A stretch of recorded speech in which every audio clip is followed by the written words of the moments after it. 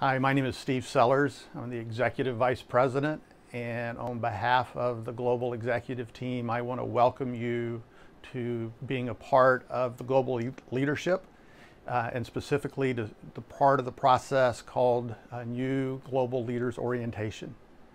There are actually three parts of this process. One is what you're in right now, which is kind of the pre-learning, pre-engagement kinds of activities where you're able to talk to one another and start engaging with members of the global executive team.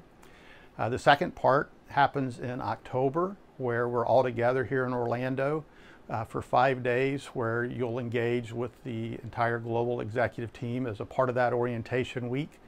And then the third part is the coaching and post conference time, where you'll continue to get ongoing coaching as a part of being a new global leader. So I'm really excited about the reality that you're going to be a part of the global leadership, and I'm looking forward to meeting those of you that I haven't met, as well as reconnecting with those of you that I have met. I'm trusting that the Lord is going to use this time and this process in August and September leading up to our time in October, and while we're together, to really minister to us and prepare us for what He has for us in our new roles. There are two things that the Lord has been really clear to me about as I'm leading in this way, leading into the future, that I want to encourage you to think about as you move into your new role as part of the global leadership.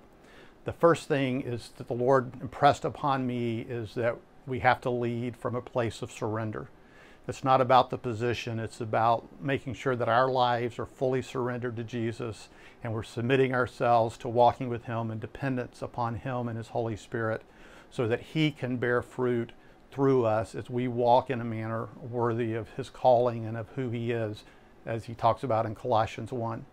And the second thing that I have sensed that the Lord's saying to me, and that I would say to all of us, is not only do we lead from a place of surrender, but we lead from a place of service. In Matthew 20, verse 20, the mother of the sons of Zebedee came to Jesus and asked for Him to put her sons on His right and His left. And Jesus' reply to her was very simple, that the Son of Man did not come to be served, but to serve.